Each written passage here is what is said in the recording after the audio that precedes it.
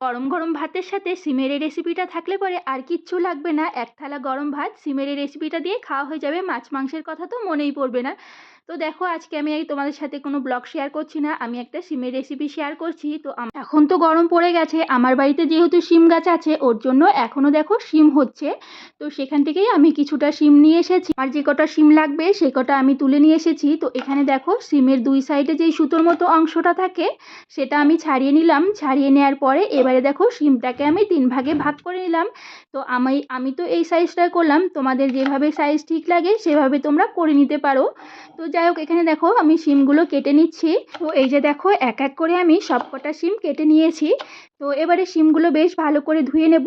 আর আজকে আমি করব শিম দিয়ে আলু দিয়ে পোস্ত করব।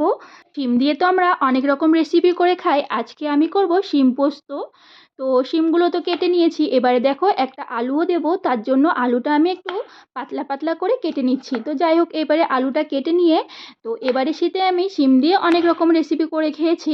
তো আজকে আমি আগেও একদিন আর কি শিম পোস্ত বানিয়ে খেয়েছিলাম, সেদিন আর আমি ভিডিও করিনি। আজকের আমার কোনো ব্লগ ভিডিও বানানো হয়নি, তো ভাবলাম তোমাদের সাথে আজকে আমি একটু শিম পোস্ত রেসিপিটাই শেয়ার করে দিই।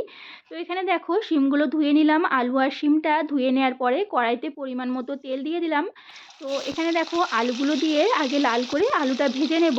তো এখানে দেখো, আমি এক এক করে সব আলুগুলো দিয়ে দিয়েছি। দিয়ে এটাকে বেশ কিছুক্ষণ টাইম নাড়িয়ে চাড়িয়ে একটু ভেজে নেব। তো এখানে দেখো, আমি আলুটা ভাজা হয়ে গেছে। হয়ে যাওয়ার পর এবারে যে শিমগুলো আমি কেটে ধুয়ে রেখেছিলাম সেই শিমগুলো দিয়ে দিলাম।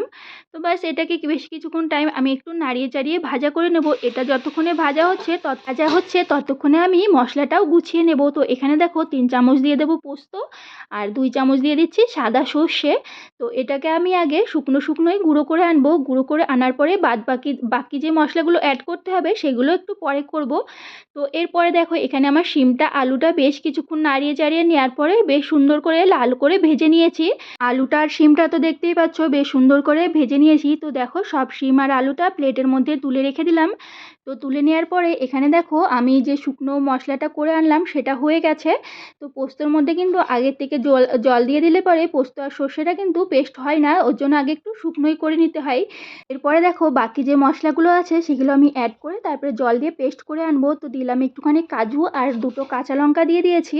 আর দিয়েছিলাম একটু সাদা তিল। তো সাদা তিলটার আমি ভিডিও ক্লিপ নিতে ভুলে গেছিলাম। তো যাই হোক, তারপরে দেখো, কড়াইতে পরিমাণ মতো তেল দিয়েছিলাম। দেওয়ার পরে দিয়েছিলাম কালো জিরে, তারপরে দিলাম একটা শুকনো লঙ্কা।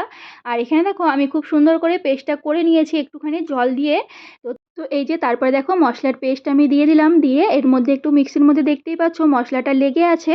তো সেটাও আমি একটু জল দিয়ে ধুয়ে দিয়ে দেবো। তো এরপরে দেখো, আমি বেশ কিছুক্ষণ টাইম একটু নাড়িয়ে চাড়িয়ে জলটা দিয়েছিলাম। জলটা দেখতেই পাচ্ছ শুকিয়ে গেছে। তো তেলটাও ছেড়ে দিয়েছে। তো এর মধ্যে দিয়ে দিলাম একটু হলুদ গুঁড়ো। মধ্যে আর কোনো কিছু মশলা অ্যাড করতে হবে না। তো এরপরে দেখো, দিয়ে দিলাম পরিমাণ মতো জল। মশলাটা বেশ কিছুক্ষণ আমি কষিয়ে নিয়েছিলাম।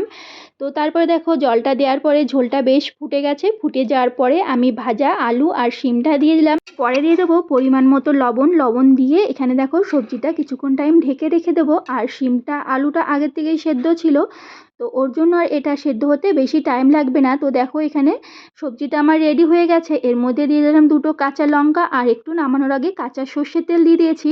আর সবজিটা খেতে কিন্তু দারুণ লাগবে, একবার তোমরা বাড়িতে ট্রাই করে দেখো। আর ভিডিওটা ভালো লাগলে একটা লাইক করে দিও।